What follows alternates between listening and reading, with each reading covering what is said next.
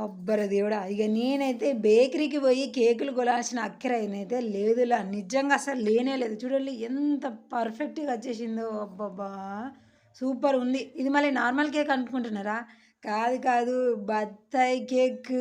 మరి గీ బత్తాయి కేక్ సంగతి మీకు గూడా మంచిగా తెలవాలంటే జర్ర వీడియోని పూర్తిగా చూడాలే. నాకు ఇగ సపోర్ట్ చేయాలే. గిట్లాంటి మంచి మంచి వీడియోలు గీ షెల్లే తీయాలి అనంటే వీడియోని లైక్ చేసి షేర్ చేయాలి.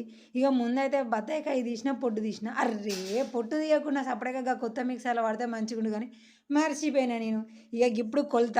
గీ గిన్నెల సగం కప్పు పెరుగు, గదే సగం కప్పు పాలు, ఇగ గింతంతా నెయ్యి. కోడిగుడ్డు కాదుల్లా నెయ్యి పోసుకున్నా. ఇగ గందులోనే సేమ్ పెరుగు, పాలు ఎంత తీసుకున్నా గంతే మంచి నూనె పోసుకున్నా. అంటే గిది ఎగ్ అవసరం లేకుండా చేసే కేకు. అగో మళ్ళా పోస్తున్నా ఎగ్ అనుకుంటున్నారా? యెల్లో కనబడితే కాదుల్లా బత్తాయి రసం ఇందాక తీసినాం గదా!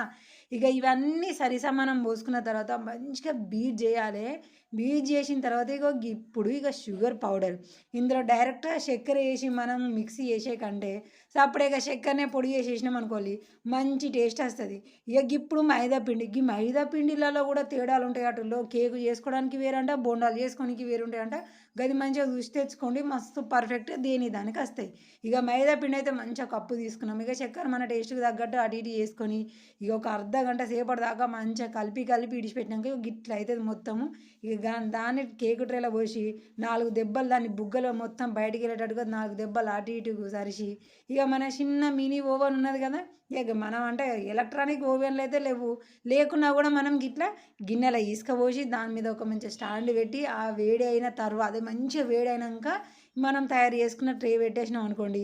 ఇక 30 నిమిషాలు, 40 నిమిషాలు అయితే మంచిగా బరాబర్ పడుతుంది కేక్ కావడానికి. తర్వాత గిట్ల ఒక చిన్న పుల్ల పెట్టి చూసినామనంటే దానికేమన్నా పిండి అంటుకున్నదనుకోండి కేకు కాలేదు అని అర్థం. ఇంకొద్దిసేపు ఉంచాలి. అంటుకోకుండా మంచిగా వచ్చింది అనంటే అయిపోయింది దించాలి అని అర్థం. ఇక దాని తర్వాత కిందికి దించినాక ముందు చుట్టుపక్కల గిట్లా మొత్తం కట్ చేసుకొని ఓ పళ్ళెం అటు ఇటు చేసుకొని బోర్లిచ్చుకున్నామంటే ఖతం. ఇక దాని తర్వాత విప్పింగ్ క్రీమ్ పెట్టాలి. అంటే కేక్ మీద ఉంటుంది చూడు తెల్లగా క్రీమ్ మంచిగా ఉంటుంది టేస్ట్‌గా. గది కూడా నేను ఇంట్లోనే చేసిన. బయట నుంచెళ్ళి కొనుకొచ్చినయి ఏమీ లేనే లెవ్వు. కాకపోతే దానికి సామాన్లేంటిది కొనుకొచ్చి ఇంట్లో చేసుడే తప్పిస్తే సపరేట్‌గా పోయి కేకు కొనుకొచ్చుడు, విప్పింగ్ క్రీమ్ కొనుకొచ్చుడు అనేటియి ఏమీ లేనే లేవు. కాకపోతే నేను అన్నీ ఇక పావు కిలో కంటే జరంత తక్కువనే తీసుకున్నా కాబట్టి నాకు కేక్ బాగా దొడ్డుగా పెద్దగానైతే రాలేదు. జర్రంతా ఒక పావు కిలోనో, అర కిలోనో యేసుకునేది ఉంటే మాత్రం అబ్బో! నా చేతిలో గిన్నె ఎంతున్నదో అంత ఎత్తు దాకా కేక్ వచ్చు కావచ్చు గానీ, ఇక ట్రై చేయాలి కదా! ఏదైనా మొదటిసారిగా. ఇక దాని తర్వాత విప్పింగ్ క్రీమ్ 4 స్పూన్లు యేసుకున్నామా, ఒక మంచి చిన్నటి సరాతని తీసుకొచ్చుకొని, ఇక దాన్ని గుండ్రంగా, గుండ్రంగా అటు ఇటు తిప్పుకుంటూ కిందిది ఏం ఎలక్ట్రానిక్ గాదుల్లా. ఒక గిన్నె బోర్లు ఇచ్చినా ఇట్లా అంటుంటే మంచిగుంటది కదా! టీవీలో చూస్తాం కదా! గిట్లా తిప్పుడుతోనే క్రీమ్ అంతా సాఫ్ట్‌గా అయితది. ఇక గట్లనే నేను కూడా ఐడియా చేసి కింద ఒక అంట గిన్నె బోర్లు ఇచ్చిన దానిపైన ప్లేట్ పెట్టేసిన. ఇక చిన్న స్పూన్‌తోని గిర్ర గిర్ర తిప్పుకుంటూ విప్పింగ్ క్రీమ్ అంతా మంచిగా రాసుకుంటున్నా.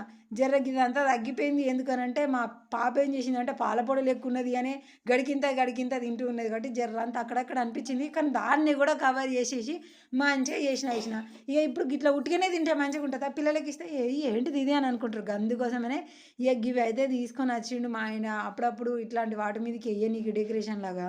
ఇక అవన్నీ మంచిగా అటు ఇటు చల్లి పక్కన పొంటి అన్నీ కూడా మంచిగా దులిపేసిన. ఖతం మన బత్తాయి కేక్ రెడీ అయిపోయింది. అదిరిపోయింది కదా! మరొక షేర్ చేయాలి, ఒక లైక్ కూడా చేసుకోవాలి. కానీ గిదని ఇప్పుడే మాత్రం ఎంబటే తినొద్దుల్లా.